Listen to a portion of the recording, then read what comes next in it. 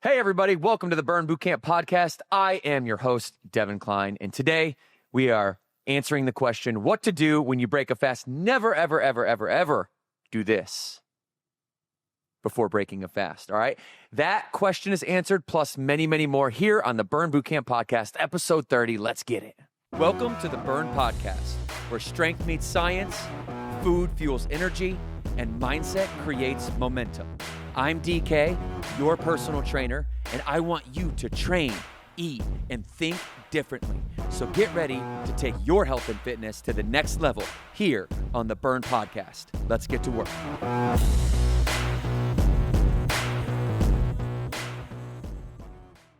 All right, everybody, welcome to the Burn Bootcamp podcast. It is episode 30. I am Devan, your personal trainer, and I'm here with my co-host, Trisha Payne. Trisha, what's up? What's up? How are you, Devan?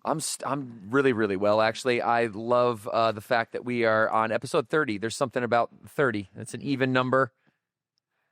We're going to start episode, 30 through 40, and I think my prediction is that the podcast is going to grow the most that it's grown between episode 30 and 40 because I feel the momentum here. And I feel everybody's, their love and encouragement out there. Yeah. Everywhere I go, it's always, I listen to this episode, I listen to that episode. You and Trisha talked about this and it helped me do that. So thanks for listening, everybody. We love you guys. We appreciate you. And we'll keep it up. And we have some pretty exciting guests coming up too. So yes, are you allowed to say anything about it? Can you talk about it or I no? I think we shouldn't. I think we should, just tease. Okay, we that can there's tease. Some pretty exciting people coming on. And we've had some exciting episodes. One of my favorite ones was episode 28, the real reason your life isn't changing and how to fix it. That's last week's episode, but my recent most favorite. I liked it. After we got off air, you were like, that flowed. Mm-hmm. You're like, I like that. What'd you say? You said that one had a lot of energy or something. I feel like sometimes we just get we're on a good cadence of energy and the energy's flowing. And that one really to me felt like we had some really good We were flowing. Good banter too. All right, we're going to flow today too. We're going to answer that question, how to never break a fast without doing this first. And that's kind of a little bit what's it called? Clickbaity, the title. It's a little bit of a clickbaity title, but you're here. And so I hooked you. And then we're going to go deeper than that. Okay, we're going to go deeper into what to do when you never break a fast. And we're going to talk about the do's and don'ts between fasting. What should you do? What shouldn't you do? Pros and cons. We'll have a conversation about it. And then one thing that I was very interested in when I learned about fasting the first time, and I'm very skeptical when it comes to this topic. So hopefully you skeptics out there, you can follow my thought process. But one thing I was very interested in was the timeline of what happens. If you do enter into this tool, this strategy, and you're going to use it for yourself, what happens at 12 hours? What happens at 24 hours? What happens physiologically, psychologically, mentally, spiritually at 3 days, 72 hours? And there's some crazy elongated, extended fasting into 5 days, 7 days. That's almost for no one, by the way. It's almost for no one. I've done a 7-day. It's one of the hardest things I've ever done in my life. It's extremely hard. I'll do it every year one time, and I won't do it for nutritional purposes, but for spiritual purposes. So am I a PhD in fasting or nutrition science? No. Certified in nutrition, but not a PhD. So I'm not going to take that position. I'm going to take more of the position of what it's done for me. I practice either overnight fast, some type of fasting all the time, from overnight fasting, which I believe everybody should do, or once a year an extended 7-day fast, which I believe almost nobody should do. But I'm going to talk to you guys about fasting in general, the do's, the don'ts, the timeline, 12 hours to 7 days, and what we can really look for. And Trish, as we're going through this, ask questions, be a skeptic. Like I said, fasting is like a trigger word for some people. Hear it and they don't even hear anything other than that's bad, bad, bad. But it's not all good or bad. We're going to talk through it. Yeah, I think as I was thinking about this, I have my own experience just with fasting, and it is sometimes can be a trigger word for me as someone who's kind of battled just mentally, body dysmorphia and eating disorders. But also, like, I think about the person who clicked on this episode title, never break a fast without doing this first. And I think there's like a range of people that are probably listening right now that are interested in what that means. I think at the very end of the day, it's a tool, like you said, Devan, in your toolbox that you can use to hit your goals. And that's really what I want to pull out of this and pull out of you is how can we all use this as a tool to hit our goals and to be the best version of ourselves. Yeah, 100%. That's what we're trying to do here. We're trying to help you guys get better. Okay, so we're going to dive into these topics here in just one second. But before we do that, we wanted to show our brand new partnership. This is a big deal. Okay, this is a big deal, Burn Nation. Fabletics and Burn Bootcamp have partnered together, and our merch game is taking a level up. Trisha, do you want to show off what we have on your side of the table before we come to mine? Shop.burnbootcamp.com, everybody. So I have this top, which I have to move the mic for you to see it, but it's Fabletics. It's these cute little tops. So this top that I'm wearing right now is the exact same cut as this yellow one. It's got some really cute straps in the back. I will say it's super comfortable as well. And then there's this leopard print. It's a little bit different of a cut, but again, like a crop top, definitely good for the gym. It's good to then also, you guys know by now, if you listen to me long enough, I like to throw in a blazer or some sort of jacket, and I like to make it from gym to outside running errands, go to work, whatever it is. And then if you really wanted to be super cute, you could do like a little set situation, which we do love a good set moment. So I could wear these shorts with this top, wear to the gym, and then out to, kids' play date or to a meeting. Yeah, and I have this blue shirt on here, which goes well with our background, I have to admit. And for all my guys out there, I got the Fabletics logo on one side and the Burn logo on the chest, and these fit great on the upper body, especially for those. Fabletics understands men, and they understand the contour of men. So when you have a shirt from Fabletics with Burn Bootcamp, we've designed it specifically in mind to make sure that your features are accentuated, especially trainers too, because the trainers I know hate boxy shirts. Yeah, you want to stay put. And I will say this is the first time that I've worn Fabletics. I will be very honest with you guys. I wore it for athlete games, and then I went and bought myself a bunch of new stuff because the weight just fits, to your point. It runs a little bit big. So do keep that in mind in sizing. It's a little bit big. So if you wanted to feel a little more snug, you might want to size down. So Fabletics Burn partnership, super limited quantity, shop.burnbootcamp.com. It's e-com only. It's going to sell out. Pod 10 is the way that you get 10% off. Pod 10, don't forget that. And it's probably gone right now. It's probably gone now. So you got to go there. Literally, I'm not kidding. It is super limited quantity on purpose. We're going to sell out very fast. So if you want some, go get you some. Are you guys ready for a fasting podcast? I am. All right. You Let's ready go. for it? I'm ready. Okay. All right. So fasting's a tool. Fasting is a strategy. And all tools and all strategies can be used for bad and for good. I always say that you can take a hammer, you could build a house, or you could drive a nail right through your thumb. You could do either one. So a tool inherently isn't good or isn't bad. It is how you as a user of that tool actually deploys it. Same thing with fasting. Fasting can be the worst strategy in the world, or it can be a game-changing strategy for you. Just depends on your perspective. So my goal is to shape your perspective and to give you just a neutral point of view on all the information, good and bad, the do's and the don'ts, both sides of it. But before we really get into it, the number one question that I get asked by anybody is, how do I break my fast? We've talked about this on the podcast many, many times. So for all of you who are waiting, like Devan, Trisha, be quiet already and get to the answer to the question in the tagline or in the title of the video here. What should I never break a fast with? And the answer is a 4-letter word, CARBS.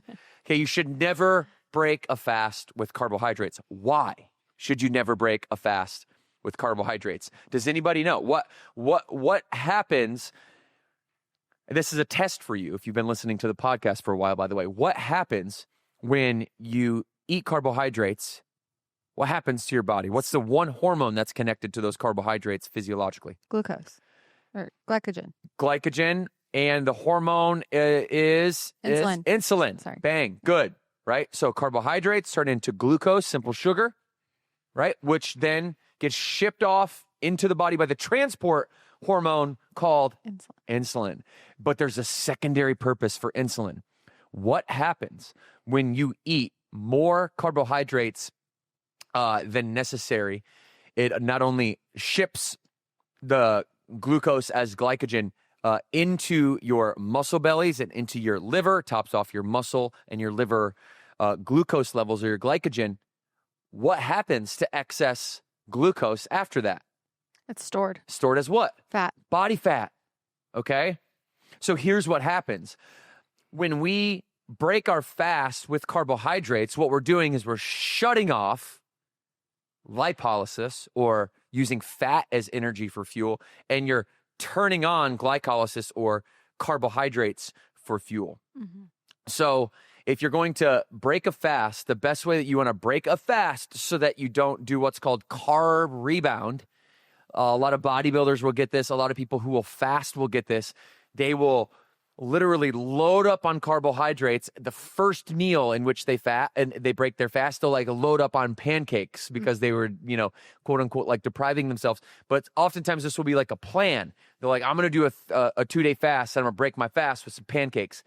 And this is why you never want to break a fast with a heavy dose of carbohydrates, because all that fat burning that you've just put your body into, right? Because you're in lipolysis, using fat as fuel, all of the fat that you just used as energy, you're going to just go ahead and reverse that right back in. If you just eat 5,000, calories worth of carbohydrates, you spike your insulin levels. That energy in your body has nowhere else to go. And so insulin says, store as glycogen until no more muscle bellies, or until liver can't take glycogen anymore, and then use glycogen or store glycogen as fat. So that's what we're trying to get rid of. That's why you don't want to break a fast with a ton of carbohydrates all at once.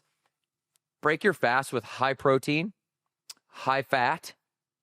All right. And that's generally speaking the way that you're going to want to break a fast if you do break a fast. So if you do choose to fast. Instead of protein, or instead of pancakes, you want to have like eggs and like bacon? Yeah, eggs and bacon is good. My go-to, whole eggs, mm-hmm. avocado. Mm-hmm.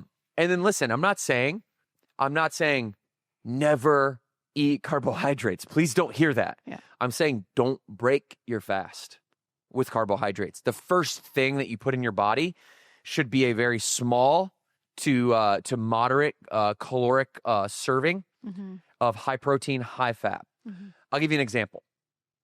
I did most recently a 2-day, 48-hour fast. And the reason I did the 48-hour fast is because, which we'll talk about in a little bit, I wanted to get into what's called autophagy. Okay, keep that word in your back pocket for a moment. But I wanted to get to autophagy, which means eating your body's bad cells. Your body basically eats itself. Self-eating is autophagy. And it's going to eat bad cells, folded mitochondria, folded proteins, etc. Autophagy is new. In 2016, the Nobel Peace Prize was won because of this study. So I know that I want to get into autophagy. I want to do something healthy for myself. So allow myself not to have food so that my body goes into this autophagy and eats its bad cells. Right. When I broke that fast, I understood that I could rebound very quickly, because although body fat loss wasn't a primary goal of my fast, it was a secondary goal. Autophagy, or cellular health and cleaning, was my number one goal, and number two goal was body fat loss. And so if I go eat a bunch of carbohydrates to break this fast right away, I'm blunting that body fat loss. I'm stopping it in its tracks, and I'm telling my body, hey, store. And I don't want to do that. I want to introduce my body to a little bit of fat, a little bit of a little bit of protein, one serving. So I had 3 ounces of steak, and I had some peppers cooked in avocado oil. And it was just 1 half cup serving of vegetables, 1 3-ounce serving of steak. And that's my first meal. And then I wait 2 or 3 hours, and then I can have a more regular meal. So I'm just breaking my fast, letting my body reassimilate to food easier. So that's the one thing you should never do if you're going to fast. And bodybuilders will do this. You'll see this. They'll go on a shred. They'll go on they'll cut down. In their peak week is what they call it in bodybuilding, and they basically don't eat food or drink any water for 48 hours. generally speaking. And then right after, someone will bring them a whole, 24 pack of donuts, and it's housed, right? And then they wake up the next day all lethargic and they're with extra body fat. So I don't want you guys to do that. Anyhow, what comes to mind, Trish? Is there a specific, just because I think about all the people that maybe just want more of a prescription, is there a specific amount of protein, grams of protein you would say to have? Yeah, just break your fast with 500 calories. I mean, it depends on who you are. Calories are relative to your weight, but you don't need it at 1,500 calories. You don't need a full meal. That's more than a full meal. You don't need 700. That's my version of a full meal. I'll just break my fast with something that isn't going to make me full, but just some food, get it in my belly and get my metabolism going again. Got it. Yep. What about a protein bar? Yeah. So, no, you don't want to break your fast with a protein bar. The protein bar is going to have a lot of carbohydrates in it. Okay. That's fair. Right. It's going to have protein. Yeah. And fat. And some fat, likely. Definitely. But you're going to have all three macros, right? I don't want to feed my body carbohydrates as the first order of business. Okay. I want to feed my body's, my go-to, if I'm being prescriptive, is 3 ounces of steak or chicken or fish. Fish is probably the best. Or egg whites. You could do 3 egg whites. Any of those sources of protein, but a third of a serving of what you would normally eat, and a half a cup of vegetables cooked in my favorite oil is avocado oil. Yeah. So prescriptive as you can be, but the idea is that and you can in the morning too, right? In the morning, if you're somebody that's doing an overnight fast and you want to take advantage of that fat burning, that lipolysis, and you want to keep it going, this is especially effective if you're doing just a 12-hour overnight fast, because you can wake up in the morning, you can have eggs and avocado, let's say, and you can keep it going, right? You don't have to switch fuel. Metabolic flexibility says I switch from fat as fuel to carbohydrates as fuel. As soon as I eat carbohydrates, I'm telling my body to turn off fat burning and turn on carbohydrate burning. So if I eat high fat, high protein, well, then I'm never giving my body that signal. Then I'll stay in that lipolysis, which is like a keto diet. If you've ever heard of keto, ketosis, keto is just short for ketosis, which when you don't eat carbohydrates and you eat high fat, high protein, you do that long enough, you can you're not actually using glycogen. You're actually using ketones as brain fuel. You're not using carbohydrates as brain fuel anymore. So anyone out there eating oatmeal when they wake up? Because I think that's probably most people. For me, it's good to know for breaking my fast, because I do 12-hour fast, to stick with protein and some sort of fat, and to save my carbs. So if you're eating oatmeal, I don't eat oatmeal, but my husband loves oatmeal. So I want to go back and tell him, save your oatmeal for a couple hours after you have some sort of protein. My best advice for that is save any carbohydrates for post-workout. There you go. Save your carbs for post-workout. Whether you're eating 1 or 2 meals post-workout, you should get the vast majority of your carbohydrates in 1 or 2 meals post-workout. And if it's going to be 2 meals, that second meal just can't be that dinner meal. So if you could just think about conceptually like this, it's the beginning of my day, I don't eat carbs. Then I work out, and then I have my post-workout carbohydrates. And then by the time dinner rolls around, I'm back to high fat and high protein, generally speaking. So it's like the carb sandwich. Carbs are always in the middle of the day. Try not to eat carbs first thing, or it's so hard to give prescriptive advice because everybody is so different. Yeah. And if somebody listening to this is well, DK, I'm trying to gain muscle. Most of what I'm talking about goes out the window because you're not focused on burning body fat. Yeah. In which case, I want to wake up and I want to get as much food in as I can. I want to carb up because I want to be prepared for that workout to gain as much strength as I can. Yeah. So. But if you're just someone just looking everyday lifestyle, making the most out of every single day and making the most out of your workouts, maintaining some sort of goal setting, this would be what you would say. Like what you and I try to do. Yes, we're just trying to stay lean. We're trying to stay strong. I want to be able to run a half a mile, and I want to be able to bench press my body weight, a bunch of times. Yeah. And have energy for the day for my kids. Yeah. Yeah, for sure. So if you're somebody who is like trying to like maximize muscle gain at all costs, a lot of this advice isn't relevant to you. But if you're somebody that is trying to maximize fat loss or stay lean and gain muscle gradually and slowly, we call that a body recomp, then this is for you. So question, Devan. Yeah. Then somebody like me, I work out early and I normally work out fasted because I just can't eat before I work out. What would you say about eating carbs then post-workout? Would you eat them for breakfast or would you wait until like lunch? So your goal is to body recomp. Yes. So I'd start there, which means I want to be athletic. I want to be lean, but I want to be strong. And so I'm always going to, depending on the rest of your diet, I'm always going to recommend the first thing that you eat, high protein, high fat, workout fasted, right? Workout fasted. If you're new to fitness, that's the only caveat. Because if you're in for the first 6 months, your body's just not used to the intensity yet. You probably want to have like an apple or some banana or some type of carbohydrate source that's bioavailable so that your blood sugar doesn't go down and then you get dizzy. But you're somebody, Chelsea, who is a seasoned veteran of this. You've been working out, 4 to 6 times a week for quite some time now. Working out fasted, you're going to use your body fat as fuel.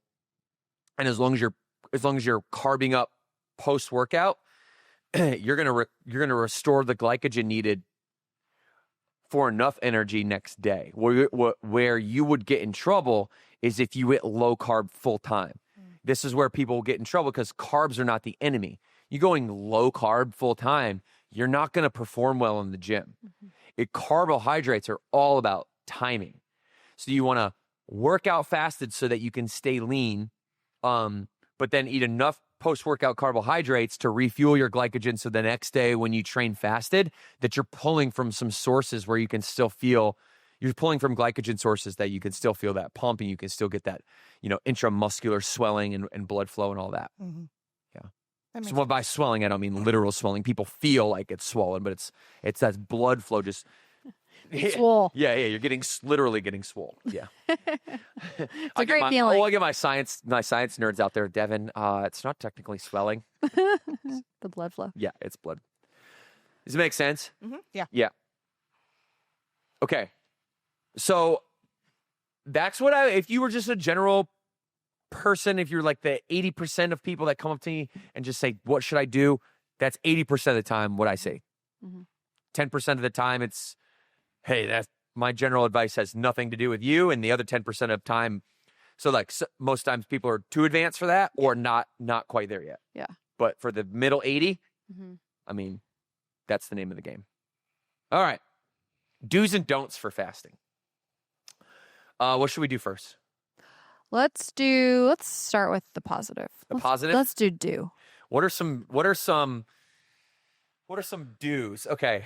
What should we do when we fast? All right, let's do this first. Let's lay out just some types of fasting. You can go overnight fasting, 12 hours. We believe everybody should do that. Why? Autophagy. You get into mild autophagy. And that's cellular health, cellular cleaning, eating your body's eating its own damaged cells. We'll talk about that. Okay, so then you go into 24 hours, 24-hour fast. Then you can oscillate. You could go day on, day off, day on, day off, day on, day off, day on, day off, 2 days on, 1 day off. Then you go into 48 hours. Okay. Then you go into 72 hours. Then most people go right from 3 to 7. But you could also stop at 5 and you go to 7. I won't go beyond 7. All of these are like longer term fasting. The deeper you get into it, the more spiritual it becomes and the less it becomes about health and actual like physiology, because at about 4 or 5 days is your autophagy is like, that's, by the way, the reason that you would do a longer extended fast is because you understand autophagy. We're going to explain that real quick. And you understand and that you're monitored by a doctor, autophagy, and you're specifically trying to get your body into a state in which you are literally cleaning out your own malignant cells. Autophagy is like your body's cellular waste management system. Okay? You've heard of this word before, Trisha? Yes. Okay.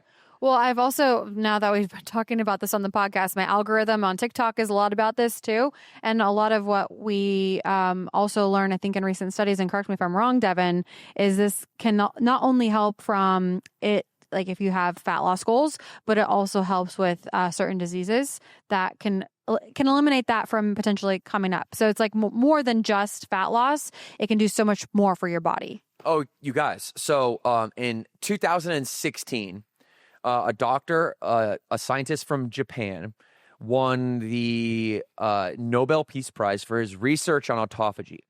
And what he found out was that the body, when given no food for a period of time, will turn in on itself, and you will start eating your body will start eating precancerous, pretumorous, malignant cells. They call it like folded protein, damaged protein, damaged structural molecules in your body. Your body literally has a mechanism built in which it will recycle old cells to make way for new cells, and it will excrete those cells, fold them, metabolize them, whatever it does. I don't know all the science behind it. And it will eliminate those folded proteins. So this is, if you want to show this GPT screen here. Okay, this is Dr. Yoshinori Osumi. He received the 2016 Nobel Peace Prize in Physiology for his discoveries of the mechanisms underlying autophagy, a process by which cells degrade and recycle their own components.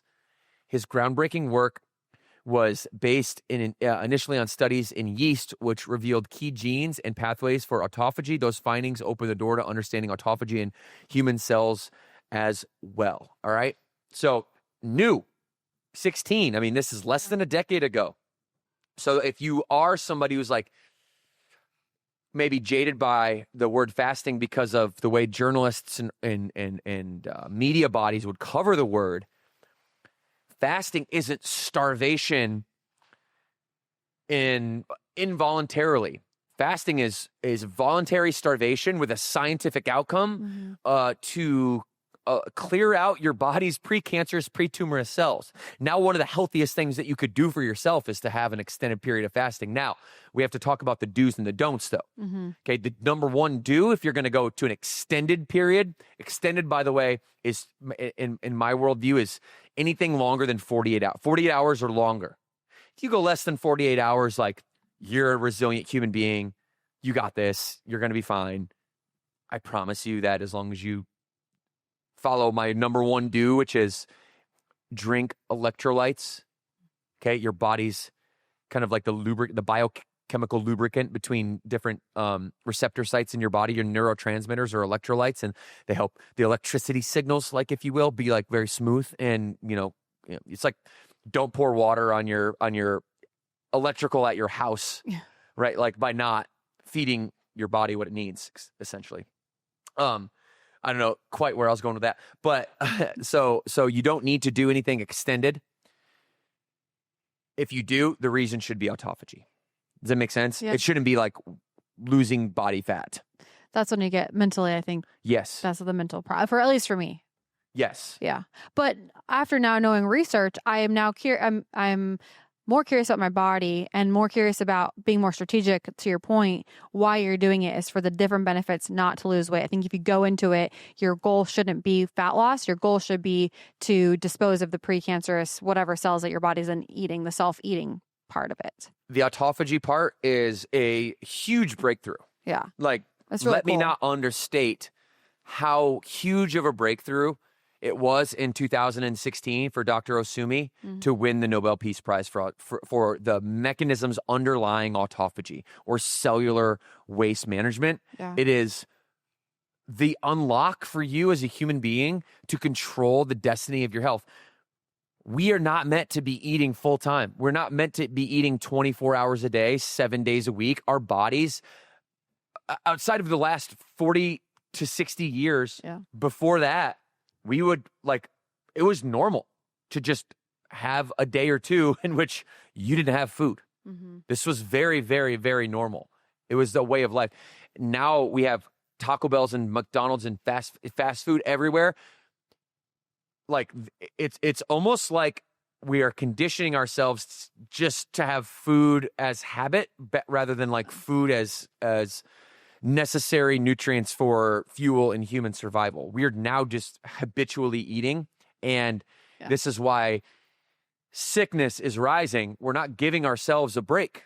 Our body has our body's very resilient. We have the underlying mechanisms to clean ourselves out, and we're never allowing ourselves to take a break from food, from carbohydrates. Mm-hmm. So carbs aren't the enemy. Too many carbohydrates are the enemy. What's your mental clarity after like a 48-hour fast? Oh, like, gosh. Do you feel like the best version of yourself? What's your performance in the gym like? I'm just curious. Okay, so we're gonna go over that. Okay. We're gonna go over that Okay. on timeline. Okay. Save that because we're gonna go. Let's do some do's and don'ts. Okay. So number one, electrolytes. Like, you should always say, where's our replenish? We got replenish anywhere? Somebody give me some replenish. I'm looking at it right now. We always want to keep a healthy dose of electrolytes all the time, but especially everybody when we are fasting. Especially when we're fasting, you can go to shop.burnbootcamp.com, get you some replenish. I got cherry frost in my hand right now. We have orange, we have lemon lime. So yummy. What else? What other flavor? Oh, fruit punch. We got 4 flavors. But you have to keep electrolytes in your body, whether it's replenish or not. Okay, you have to. That's number one. Do not fast without electrolytes in your body. Okay? You got to keep your stress low. Not stress in the way that the internet talks about stress, like, not working out hard and those types of things. Keep chronic stress low. Okay? Keep chronic stress low. Meaning, like, you can't be hyper stressed out from work for the whole time you're like doing the first time you've ever done a 72-hour fast. Why? It's not going to work. You're going to be extremely irritated, and it's not going to be a pleasant experience for you. You want to because you want to stay in that kind of parasympathetic state, that kind of rest and digest mode, not the high chronic eyes wide mode. You want to stay in that parasympathetic. So maybe do it on some PTO. Yeah, you could try that if it's your first time. Remember, you always want to break your fast with high protein, high fat. You don't want that massive spike in insulin from carbohydrates. You can have black coffee. You can have like in a certain black coffee. I'm going to ask how much black coffee can you have? You can have as much black. So caffeine black coffee content is okay, just black, but it has to be black. Black. Okay. Because right now everyone's like, what about this and what about that and what about this cream and what about that cream and what about sugar? What about this sugar? What about that sugar? What about sugar substitute? What about stevia? What about monk fruit? Black coffee. Okay. Non-caloric black coffee or non-calorie imitating sugar substitutes.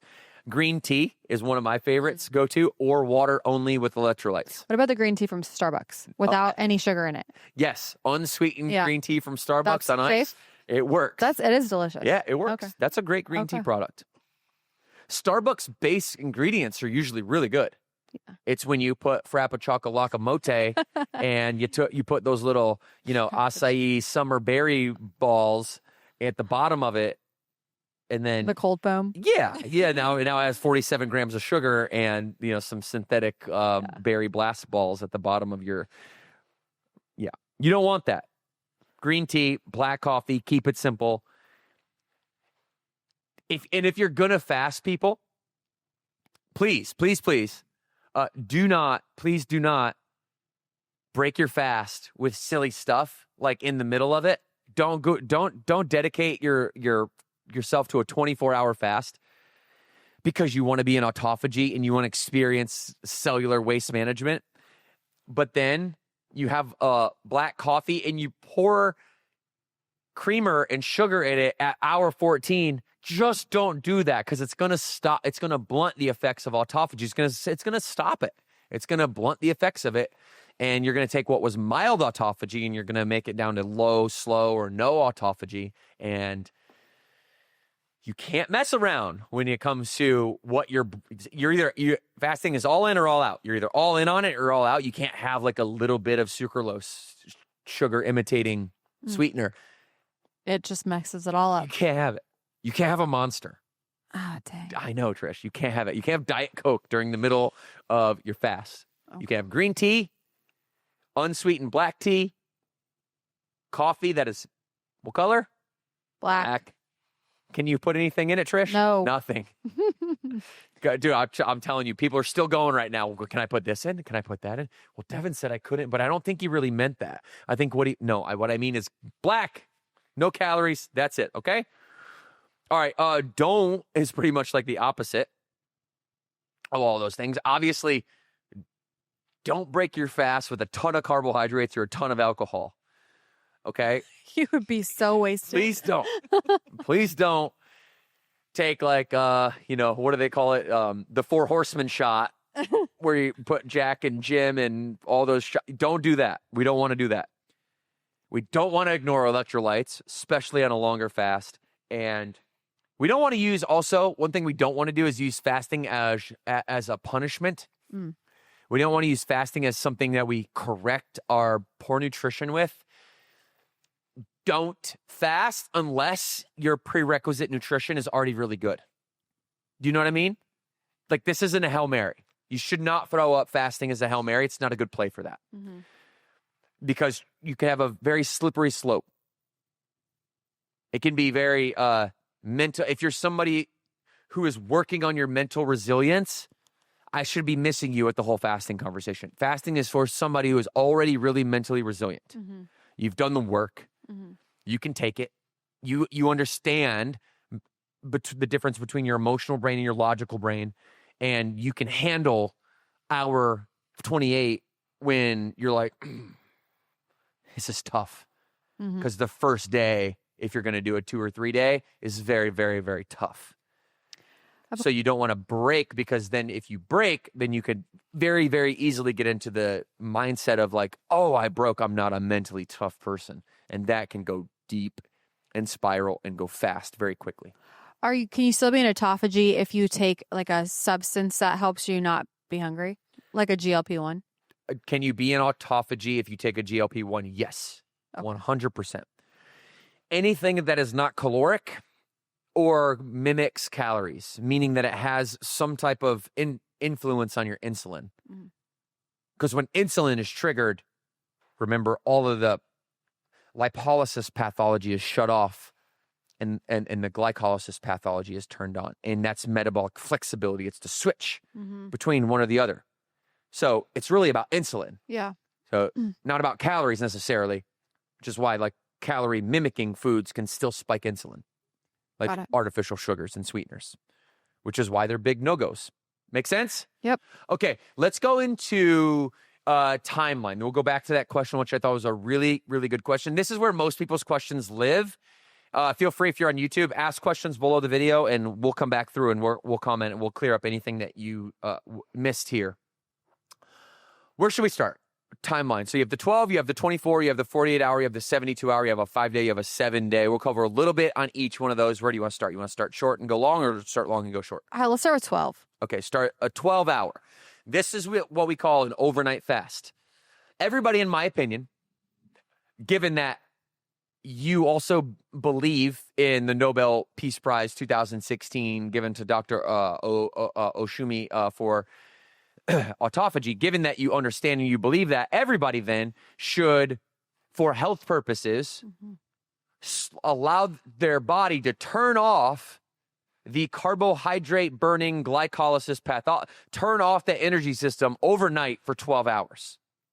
Everybody. That's one of my staple pieces of advice that makes us, I think, different than anyone else, is that we understand autophagy. We want to help you get into mild autophagy. The best way to do that is when you're sleeping, because that's when your body is meant to rest and repair and recover. That is when your HGH, your human growth hormone, is the highest. And we want to allow our body to recover, repair, rebuild during this time. It's the best time to let your body do that rather than be in digestion mode. So the metabolic switch just kind of begins at 12 hours. Okay. So the key shift here is that you'll just stop being a glucose burner, and you're going to start shifting toward I keep using the word lipolysis, but it's really fat oxidation, okay? Fat burning. You're going to start burning fat, breaking down the triglyceride molecules. You're going to start doing this, okay? The liver glycogen is going to drop. The insulin becomes basically non-existent. It falls sharply. And the growth hormone is going to start climbing, like we said, to help preserve that muscle mass. Autophagy is going to start to think about beginning. And this is really where we are allowing ourselves every single night to have a reset. Get back to homeostasis, get back to even keel, allow your body to just reset every day.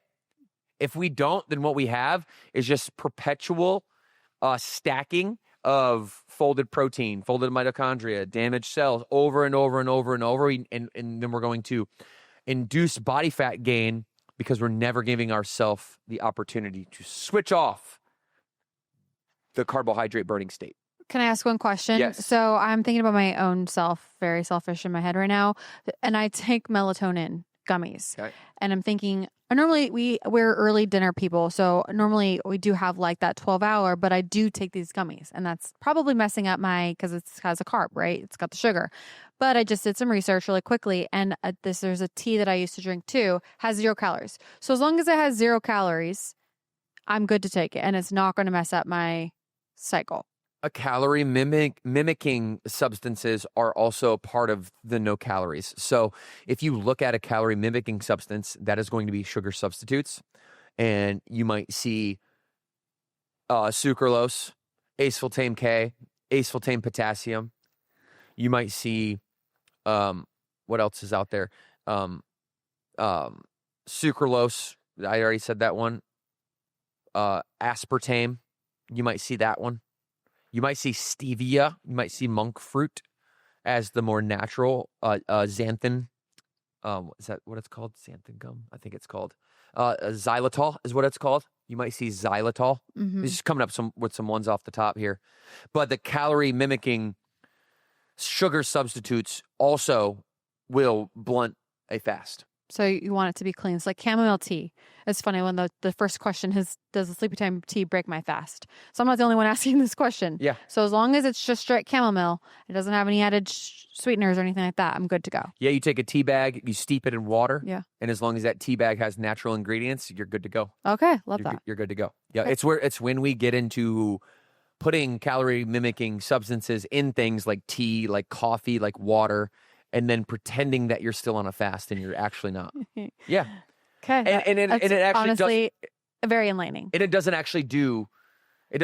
It actually doesn't like if you're just to skip that urge to put that like sucralose in it or that sugar packet and just drink the coffee black. You're going to be, in my opinion, 2 hours later just as satisfied, and you're going to stay in your fast. Okay. Thank you. Okay. 24 hours fat burning state, early autophagy. Early measurable autophagy. You'll start to be in autophagy in which we can measure 12 hours, around 18 hours, because there's a tweener here, because you've heard of intermittent fasting here. So instead of going from 12 right to 24, what is another way to practice health and autophagy is to, Chelsea, we talked about this with you, is to kick out your window. Have you still been doing that? Yeah, I normally do 14 hours right now. 14 hours. So the more you can push your daily overnight fast, the more you can push that, the longer you can go, the more and more and more measurable autophagy is going to be based on the research that I can find. Does that make sense? Yep. So if I go for 18 hours, I'm going to have more measurable autophagy or cellular waste management than if I did at 12. Okay. But 24 hours, that's when it's like, okay, we are in like full, I can really measure this now. Right. And it's not like, I would say like super mild. It's now starting to get into really mild, really measurable. The next step is going to be like full on autophagy. Mm-hmm. Makes sense? Because it's like I could take the trash out in my house one piece of trash at a time. Yeah. I could pick up one piece of trash from the trash bin, walk it outside, put it in the trash bin, walk inside, do it again, and I could repeat that process. I'm still taking trash out, but how long is that taking me? Yeah. It's going to take me a long time. As opposed to 24 hours in, 48 hours into my I'm starting to take trash bags out. Yeah. right? And then now we started to we'll get into this, but eventually then I'm going to start taking like whole containers to the street, right? Because I'm in it long enough. If you get my metaphor. No, that's a great metaphor. Okay. So it's not like you're not in it early. It's just you're in it very slowly. Mm-hmm. Okay. The ketones are going to rise meaningfully, which is important. Ketones, ketosis, you might have heard of that before. This will be how your brain begins to function once you've reached that state of lipolysis, fat oxidation, rather than carbohydrates. Scientific, nerdy caveat, your carbohydrate, when a carbohydrate breaks down into energy, it doesn't cross the blood-brain barrier. So when you don't have glucose or glycogen in your body takes into account that carbohydrates don't cross the blood-brain barrier. So now when your fat molecules break down and they're processed by the liver ships off ketones to the brain, which can cross the blood-brain barrier, which then provide the fuel for our brains to think. That can get a little bit complex. It did a little bit. But all I'm saying is that your body already has a underlying mechanism. When you stop giving it carbohydrates, you're not going to stop thinking sharply and clearly. Actually, what happens is that when your body converts those fat molecules to ketones and ships those to the brain, that's a cleaner source of fuel. To your question earlier, when do I start becoming more mentally clear? Yeah. It's really around that same time in which my body starts producing ketones. So if you do like a 48-hour fast, everybody, and you've never done it before, just be prepared to need mental strength and resilience and willpower in day one. Yeah. This is why you need to already have some prerequisite like experience in mental resilience, whether that be like you're working out consistently is like the best one. If you can get to the gym every day and you're a mentally resilient person, you got this. Yeah. Give it a shot. Yeah. Or if you go in the cold plunge every day, if you do hot exposure every day, if you're doing stuff to make yourself mentally stronger, then this will fall into a line. But don't do this as like a strategy to lose fat. No. We need to go back to our small wins. Last episode, Chelsea, the one I talked about, I think it was episode 28. Did we talk about small wins in that one a little bit? DJ was here to produce that one. Jordan, did we talk about small wins a little bit? I think we mentioned it a little bit. Yeah, it was a little bit. Find the small wins podcast. We have a small wins podcast. If you're somebody that's like, DK, I'm not there yet for this fasting conversation, I want you to just stop this right now and go back to the small wins podcast because that's where you need to start. This really is meant for those who are going beyond the small wins into wanting some more pro strategies. Yeah. So going back, I'm just really interested. Obviously, I drink like caffeine, like everyone knows, because I like to have the mental clarity. So I'm just curious, like, would this be something that not for fat loss, but like going to a 48-hour fast, coming out of a 48-hour fast right ahead of potentially like a big presentation? Or like, is that a good strategy because you're the most clear, or is it like not? I'm so glad you asked. That's such a good question. So I'll say that we're talking to the audience who's already mentally resilient when I give you this answer. Okay. Think about it logically. Yeah. When are you at your most lethargic? Usually. I've eaten way too much food. Eat way too much food. Yeah. Right? Yeah. We are in that deep rest, relax, parasympathetic state. Mm-hmm. When we're hungry, what are we? We're alert, aren't we? We are looking. We're in survival mode. Yeah. Right? You want to use survival mode in modern day. Mm-hmm. That clarity that used to come along with survival mode, by the way, the ketosis, the ketones that are released when we don't have carbohydrates, that's what actually gives us that hyper clarity. So if you can get past 24 hours and you can get into your second day and you'll start seeing the world buzz. Oh, cool. The whole world around you will start to buzz. And I mean like you're almost like hyper aware in a way where like the game is slowed down a ton. So if you're somebody who is a professional and you got a big event, you probably don't want to do it like the first time you ever do a 24-hour fast. You probably don't want to do it ahead of that. Yeah. But I'll tell you, when I get up on stage to go give a keynote, or honestly, when we come on the podcast, I don't eat beforehand because I want that mental clarity. I want that alertness. I don't want to be in deep rest and relaxation mode. I want to be hunting. Yeah. I want to be clear because I'm hunting. And I'm voluntarily fasting, so I'm not hunting for food. And so what that translates into is that now I'm on this like clear cognitive mission to like translate all of my energy that I want to give to this presentation. I'm going to give it all to it because I'm clear and I'm alert and I'm ready for it. Yeah. I love that. Again, I think someone like there's so much that you can pull out of this depending on like, I think the type of person that you are. And I am always craving more mental clarity, I think, just as a human being. And I always lean on caffeine. So now I want to use this potentially because I know I've entered that state, like not to the full extent, but I know what you're saying when you like the world starts to buzz. And I think to me that's interesting. And not only, again, like I'm telling myself this, is it something that I can use as a tool in my toolbox for the next presentation that I have to do, but then it's also helping take out the trash in my body. Yeah. At the same time. Yeah. And and if you do it the right way, then fat loss and fat oxidation just becomes a byproduct of what we're trying to do from a health perspective. And that's the POV in which fasting is a healthy thing for you. Yeah. When it becomes this tool that isn't like this last minute Hail Mary to lose weight, but it's a tool for you to make yourself healthier, more cognitively clear, and ultimately leaner. That's the reality of it. So as you go into 48 hours, and this stuff isn't like a kind of a vast off-on switch, like it's slow. It's a slow build up. You start in 48 hours, moving from, these inflammation markers start to come way down. Whenever I've fasted for an extended period of time, my left knee that's had 3 knee surgeries on it, my inflammation's gone. It's automatically gone. 48 hours, boom, sucks it right. The inflammation markers start to decrease, and I can feel that in my knee. The mental clarity that, like I said, starts to come after, sometime during that second, maybe the third day, depending on who you are. But you at 48 hours, you're going to start to get into deep ketosis, higher autophagy. You're going to have a immune function reset. And the key shift in 48 hours is like now you're in full ketosis. You're in deep cellular cleanup.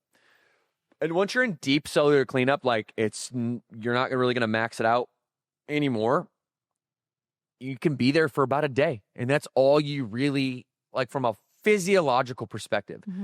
That you don't need to, if you're going to maximize autophagy, you don't need to go longer than that.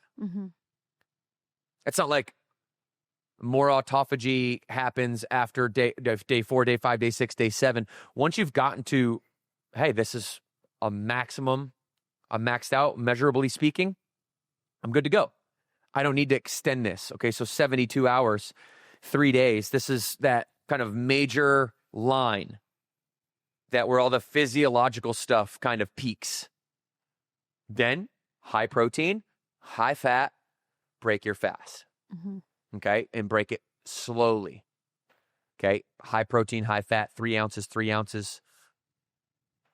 3 hours later, same thing. 3 hours later, same thing. 3 hours later, same thing for a day before you start to get into, maybe 2, before you start to get into regular meals. So I won't talk too much more about 5 days.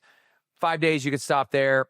I've seen people do that. 7 days is that real spiritual angle. And I'll tell you about my story here in a moment. But 72 hours, 0.0000001% of people should ever even consider going beyond that. And it's if you have a deep spiritual need. The physiological stuff, 72 hours stops, 3 days. All the old white blood cells, they're destroyed. They're replaced with new precursors. The insulin sensitivity starts to dramatically improve. Your glucose reset. So if you're somebody that has type 2 diabetes, I'll have a doctor along with me to supervise, but I will literally ask the doctor to help. Can you help me prescribe? I can't prescribe a 72-hour fast. Yeah. But can you help stamp the 72-hour fast for somebody with type 2 diabetes because of the insulin sensitivity just dramatically improves, and type 2 diabetes is now reversible. So lifestyle induced, we now know it can be reversed. They'll call it remission, but it means that you don't have it anymore. That did pop up on my TikTok recently, and so I'm curious, Devan, is it because of like a twofold reason for type 2 diabetes, where your body, if you go into the longer 48 hour, 72 hour, you're taking out the trash, so you're getting rid of those cells, the bad cells, but then you're also eating less? So the question is, why? Why does For type 2 diabetes. For type 2 diabetes, how do you reverse it? Yeah. Well, so you're going to reverse it by the same way that you gained all that body fat and got hypertension, let's just say, or type 2 diabetes is the same way that you're going to reverse it. So food comes in, spikes insulin. Insulin says, store glucose in the muscle, in the liver, top it off. Anything extra stores as body fat. And if I'm constantly putting carbohydrates in my body, constantly putting spiking my insulin, I'm going to get insulin resistant. My body's going to need to just continuously flood insulin, more insulin. Yeah. All of a sudden, now I'm not reacting to it. Yeah. Right. And I don't have any sensitivity to the insulin anymore because I'm constantly introducing it to myself. Yep. Right. So if you get into the autophagy, where you're then using the storage, you're then cleaning it out. Yeah, you're basically reversing. Yeah. Think about it this way. You're just taking the food and you're reversing. Now the food comes in your body, stores as triglycerides or as the fat molecule, and then the triglyceride breaks down and the fat reverses out. It's literally like kind of like super interesting. You can think about it that way. And like calories in get stored as body fat, and then when calories out is you're literally taking the body fat, you're reverse engineering that body fat for energy, and it was energy in a caloric form, comes into the body, and it's out of the body as energy in the form of expenditure. Got it. All right, 5 days, cellular rejuvenation. I mean, you want to talk about the only other benefit that, according to the 2016 work, after 3 days is stem cell. I don't know much about that, honestly, but stem cell, like all the research in Dr. Oshumi's famous work, it talks a lot about cellular rejuvenation, 5 days, stem cells, and then getting into that 7 day is really where like that spiritual and mental shift comes in. So you're fully oxidated at 72. I mean, you're still going to lose body fat. You'll lose more and more that the more you hang on. Yeah. But what a common misconception people have about doing an extended fast is that it actually eats your muscle. Yes, I've heard that. All right. Do you want to talk about that real quick? Because we only have about maybe 8 to 10 minutes. What should we finish up with that? At what point? Or something else? Yeah. At what point does your body start eating its muscle? Okay. So the body has energy systems. Okay. Food is the preferred one, carbohydrates, and then body fat, and then muscle. It's in that order too. It's in that hierarchy, right? So like the body, if it has food, has carbohydrates, it's not going to eat your muscle. If it has body fat, it's not going to eat your muscle. If it doesn't have food, doesn't have body fat, then it's going to eat your muscle. So you literally have to be at like 1% body fat. It starts around, depending on the study you look at, 3 or 4% body fat. Okay. That's when you can start cannibalizing yourself. Okay. Body literally, Well, that's good to know. Eating itself. Which makes sense because it's got nothing else. It's got nothing else. Yeah. Yeah. And this is the danger of fasting. People can go overboard with this, and many do. Yeah. And it's not to be taken lightly because it can be addicting because it does work really well. Yeah. And it's a simple strategy because you don't have to like do math. It's just you don't eat. Yeah. It's it. They'll do one thing. Yeah. Just don't eat. But we have to understand that this is just a tool, an advanced tool to become more healthy. And we cannot do it to lose body fat. Yeah. We cannot do this to lose body fat. So therefore, I don't want you going on 3 day, extending to 7 day because you want to lose more body fat. That's not healthy. Yeah. Okay. The reason you do a 7 day is because you need a mental and spiritual shift. You are at rock bottom And what you're going to do is not only deprive yourself of your wants, you're going to deprive yourself of your needs. Yeah. Voluntarily, temporarily, but that's where the spiritual shift comes in, is when I've taken away all comfort, not only just the wants, but also the needs. Mm-hmm. And I strip away my basic human needs. Watch how your perspective on life changes, and watch how much more you're grateful for. Watch how much more you're grateful for just food itself. Yeah. You will not take advantage of food after you do a spiritual, mental 5 to 7 day fast. Now, I'll say again, because I want to say just like every time I get down this kind of path, do not do anything longer than 48 hours without doctor supervision. Okay? I don't. I go 7 days, I've got a doctor with me, helping me along the way. Good advice. Okay? What were we going to finish up on? What were we going to finish up on, Chelsea? You were talking about muscle and if it breaks down muscle when fasting. All right, we'll finish up on that. We'll get you guys out of here. Make sense? And also, real quick, Yeah. for the people that are wanting the small wins episode, you did talk about it in episode 28. Yeah, we did a little bit. Okay. Yeah. All right, good. So you guys can check out episode 28, small wins, if this is like, Devan, I'm not ready for this fasting conversation yet. Okay, let's talk about let's go back to the energy hierarchy of carbohydrates, fat, and then muscle. Okay, so we know if we don't have carbs, we move to fat. We know if we don't have fat, we move to muscle. So if you're about 3 or 4% body fat, is the only time in which you start to cannibalize your muscle, use your muscle as energy. So why is it so common for people to report muscle loss when they're doing a fast? Why is that so common? Is it because they've actually lost muscle? Well, based on my explanation of the hierarchy of energy, it couldn't be. Mm-hmm. Right? Because they're not, unless they're under 3% body fat, which likely isn't the case. Okay, so why would people report back, I'm losing muscle when I'm in a fast? Does anybody out there know, Trisha, do you know? My gut says it's because they don't potentially have the energy from the carbs, so they feel like they're less strength. They have less strength in the gym. That is exactly what most people would say. When most people would say, either I am actually physically losing muscle, or I just don't have like the energy levels, so I don't feel as strong. Yeah. I either A, I'm not as strong because I'm losing muscle, or I don't feel as strong. Which, you could you might not feel as strong. You probably won't feel as strong. But are you actually losing muscle? The answer is no. And here's what is happening, okay? When you don't have any carbohydrates in your body, what you don't have is glycogen.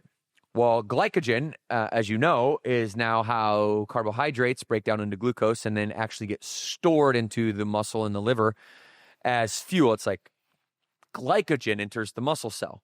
Okay. It has a property with it called hydrophilic. Mm-hmm. Okay. Do you know what hydro means? Oh. You know what hydro means, right? Water. Okay. Hydrophilic. So the glycogen molecule is hydrophilic. It attaches to water. Mm-hmm. So if I don't have glycogen in my muscle belly, or I'm not maximized glycogen in my muscle belly, and glycogen is hydrophilic, which makes then the muscle belly itself somewhere between like 60 and 70% water, and I remove the glycogen or some of the glycogen, what also comes with the glycogen, given it's hydrophilic? Water. And then when we use those machines to read our muscle mass index, our skeletal muscle mass, what does it do? What's it reading? What's the in-body scanners reading? When you have an electrode in this hand and one in this hand, The amount of water in your body. it's reading water.